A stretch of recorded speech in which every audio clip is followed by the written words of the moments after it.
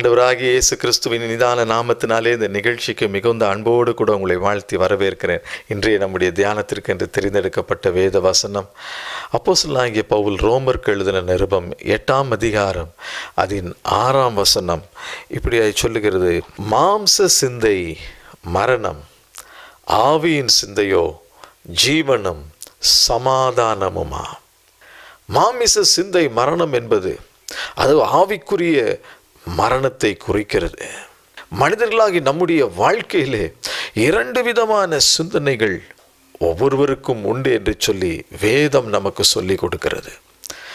அதிலே முதலாவது ஒரு சிந்தனை மாமிசத்தின் சிந்தனை. மாமிசத்திலிருந்து வெளிப்படக்கூடிய கிரியைகள், இவைகள் எல்லாம் மரணத்திற்கு நேராய், ஆவிக்குரிய மரணத்திற்கு நேராய் மனிதனை நடத்துகிறதா இருக்கிறது என்று சொல்லி நாம் வேதத்திலே நாம் பார்க்கிறோம். ரோமருக்கு எழுதின நிருபம் 8ஆம் அதிகாரம் அதனுடைய 5ஆம் வசனத்தில் நாம் பார்க்கிறோம். மாம்சத்தின்படி நடக்கிறவர்கள் மாமிசத்திற்குரியவைகளை சிந்திக்கிறார்கள், ஆனால் ஆவியின்படி நடக்கிறவர்கள் ஆவிக்குரியவைகளை சிந்திக்கிறார்கள்.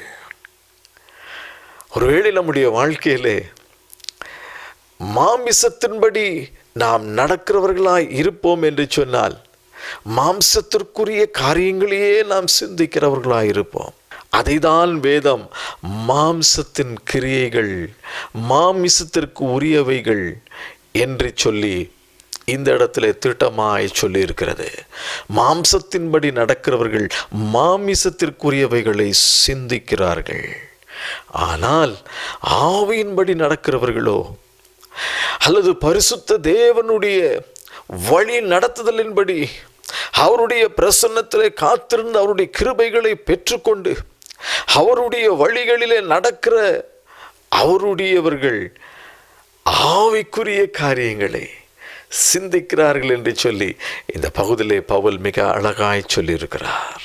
அப்படியானால் மாமிசத்தின் சிந்தனைகள் அது எப்படிப்பட்ட காரியத்தை நமக்கு செய்கிறது? மாமிச சிந்தை தேவனுக்கு விரோதமான பகை என்று சொல்லி அதே 8ஆம் அதிகாரம் 7ஆம் வசனத்தில் நாம் பார்க்கிறோம்.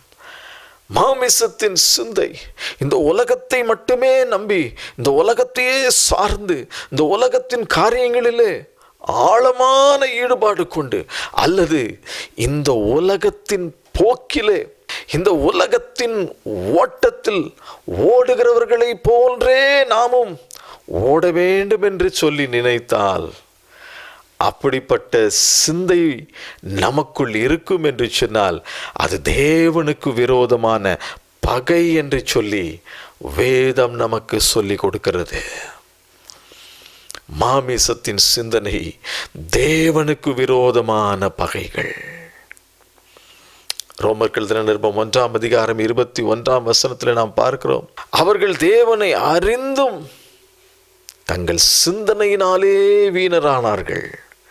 உணர்வில்லாத அவர்களுடைய இருதயம் இருளடைந்தது.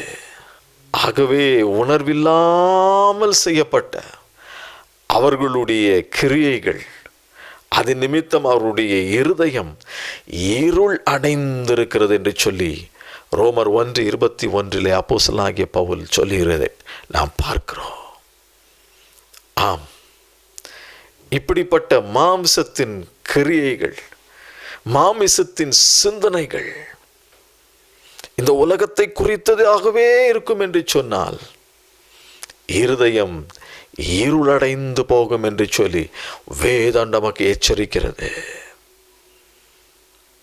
இதைதான் சங்கீதக்காரன் சொல்லுகிறார். சங்கீதம் 66:18 என் இருதயத்தில் அக்கிரம சிந்தை கொண்டிருந்தேனானால் ஆண்டவர் எனக்கு செவி கொடுக்க மாட்டார். நான் அவருடைய பிள்ளை, அவருடைய இரத்தத்தினால் கழுவி சுத்திகரிக்கப்பட்ட அவருடைய பிள்ளை. அப்படி இருக்கும் பொழுது என்னுடைய இருதயத்திலோ அக்கிரம சிந்தை இருக்கும் என்று சொன்னால், அக்கிரம சிந்தை கொண்டேன் என்று சொன்னால் ஆண்டவர் எனக்கு செவி கொடுக்க மாட்டார். நான் கூப்பிடும் பொழுது அவர் எனக்கு பதில் கொடுக்க மாட்டார் என்று சொல்லி வேதம் நமக்கு சொல்லி கொடுக்கிறது. ஆம் பிரியமானவர்களே, மாமிசத்தின் சிந்தை மரணம். இந்த மாமிசத்தின் சிந்தை எப்படி உருவாகிறது? அது நம்முடைய சிந்தையிலிருந்து அது கிரியையாக வெளிப்பட ஆரம்பிக்கிறது. இதைதான் அப்போஸ்தலனாகிய பவுல் கலாத்தியருக்கு எழுதின நிருபம் 5ஆம் அதிகாரம் 19 முதல் 21 வரை உள்ள பகுதிகளிலே நாம் பார்க்கிறோம்.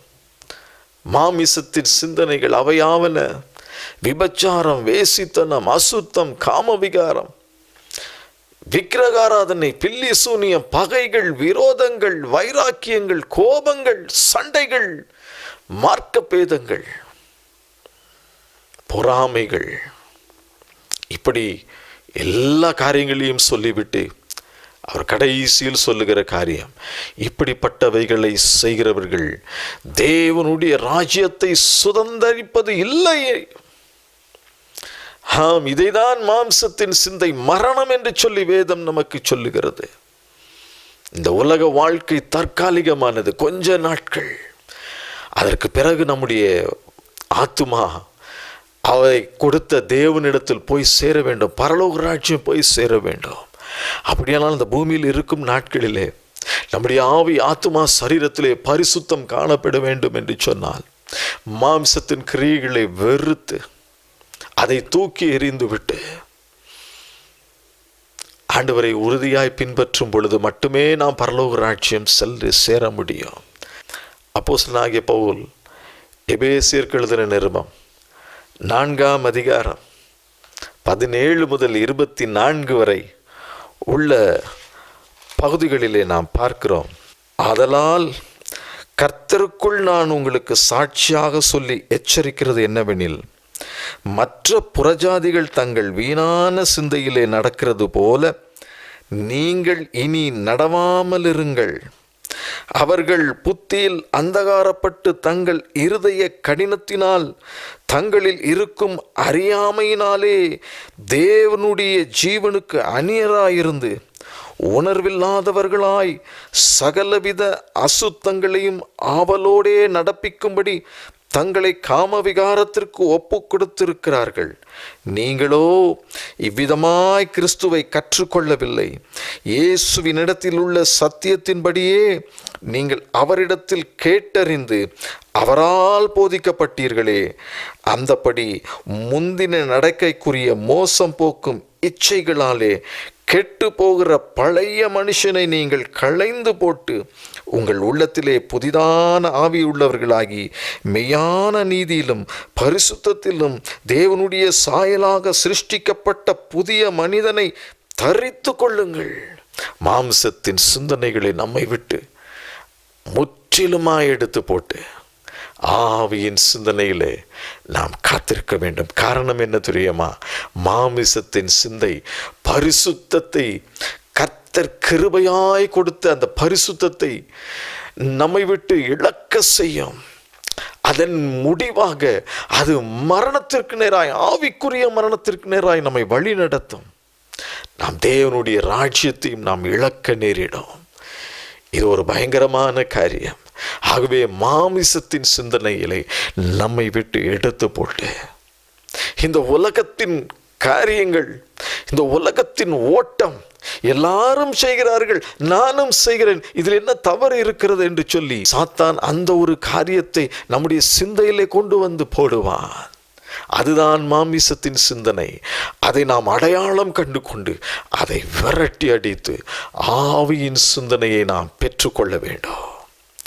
ஆவியின் சிந்தனை என்று சொல்லும் பொழுது அது எப்படிப்பட்டதாக இருக்கிறது? ரோமருக்கு எழுதின நிருபம் 8ஆம் அதிகாரம் 27ஆம் வசனத்தில் நாம் பார்க்கிறோம், இருதயங்களை ஆராய்ந்து பார்க்கிறவர், இருதயங்களை ஆராய்ந்து பார்க்கிறவர் பரிசுத்த ஆவியானவர். ஆகவே ஆவியின் சிந்தனை இன்னதென்று அவர் நன்றாய் அறிந்திருக்கிறார். நம்முடைய இருதயத்திலே மாமிசத்தின் சிந்தனை ஓடிக்கொண்டிருக்கிறதா? மாமிசத்தின் கிரியைகள் வெளிப்பட ஆரம்பிக்கிறதா? அதற்கு ஆரம்பமான சிந்தனைகள் ஓடிக்கொண்டிருக்கிறதா? அல்லது இருதயத்திலே ஆவியின் சிந்தனை இருக்கிறதா என்று சொல்லி இருதயங்களை ஆராய்ந்து பார்க்கிறவர், ஆவியின் சிந்தனை இன்னதென்று அவர் அறிந்து வைத்திருக்கிறார். ஆவியின் சிந்தனை எப்படி வெளிப்படுமா? கலாத்தியருக்கு எழுதின நிருபம் 5ஆம் அதிகாரம் 22 முதல் 25 வரை உள்ள வசனங்களிலே அப்போஸ்தலனாகிய பவுல் சொல்லி இருக்கிறதை நாம் பார்க்கிறோம். ஆவியின் கனியோ அன்பு, சந்தோஷம், சமாதானம், நீடிய பொறுமை, தயவு, நற்குணம், விசுவாசம், சாந்தம், இச்சையடக்கம். இப்படிப்பட்டவைகளுக்கு விரோதமான பிரமாணம் ஒன்றுமில்லை. கிறிஸ்துவனுடையவர்கள் தங்கள் மாம்சத்தையும் அதன் ஆசை இச்சைகளையும் சிலுவையில் அறைந்திருக்கிறார்கள். எவ்வளவு அழகாய் சொல்லப்பட்டிருக்கிறது. இதுதான் ஆவியின் சிந்தை. இந்த ஆவியின் சிந்தை ஆவியின் கனிகளோடு சேர்ந்து வெளிப்படும். அதை ஆண்டவர் பார்த்து கொண்டே இருப்பார். மத்தேயு எழுதின சுவிசேஷம் 5ஆம் அதிகாரம் 43ஆம் வசனத்திலே ஆண்டவராகிய இயேசு கிறிஸ்து சொல்லும் பொழுது சொல்லுகிறார், பரலோகத்தில் இருக்கிற உங்கள் பிதா பூரண சற்குணராய் இருக்கிறது போல நீங்களும் பூரண சற்குணராய் இருக்க கடவீர்கள். ஆம் பிரியமானவர்களே, அப்படியானால் பரலோக ராஜ்யத்தை அடைய நாடி ஓடும் சிந்தைதான் ஆவியின் சிந்தை. அதை மட்டுமே நாம் நமக்கு முன்பாக நிறுத்தி நம்முடைய உலக வாழ்க்கையில் நாம் ஓடும் பொழுது இந்த மாமிசத்தின் சிந்தை நம்மை விட்டு அகன்று போகும். சங்கீதம் 119ஆம் அதிகாரம் 113ஆம் வசனத்தில் சங்கீதக்காரர் சொல்லுகிறார், வீண் சிந்தனைகளை நான் வெறுத்து உமது வேதத்தில் பிரியப்படுகிறேன். வீணான சிந்தனைகள் என்னுடைய மாமிசத்தை மரணத்திற்கு நேராய் நடத்தக்கூடிய வீணான சிந்தனைகளை நான் வெறுத்து உமது வேதத்தில் நான் பிரியமாயிருப்பேன். நான் பிரியப்படுகிறேன். எத்தனை உண்மையான காரியம்! கர்த்தருடைய வேதத்தில் இரவும் பகலும் தியானமாயிருக்கிற மனுஷன் பாக்கியவான், பாக்கியவதி. இதைதான் இந்த பகுதியிலே சொல்கிறார். வீணான சிந்தனைகள் எல்லாம் எடுத்து போட்டுருங்க, அதை வெறுத்து தூக்கி போட்டுருங்க. அதற்கு பதிலாக வேதத்திலே பிரியமாயிருங்க. இதை வாசிங்க, இதை தியானிங்க, இதை கை கொள்ளுங்க. அப்பொழுது நமக்குள்ளாக என்ன வரும் தெரியுமா? பிலிப்பியருக்கு எழுதின நிருபம் 2ஆம் அதிகாரம் 5ஆம் வசனத்திலே பவுல் சொல்லுகிறார், கிறிஸ்து இயேசுவில் இருந்த சிந்தையே உங்களிலும் இருக்க கடவது. கிறிஸ்து இயேசுவில் இருந்த சிந்தனை நமக்குள்ளாக இருக்க வேண்டும்.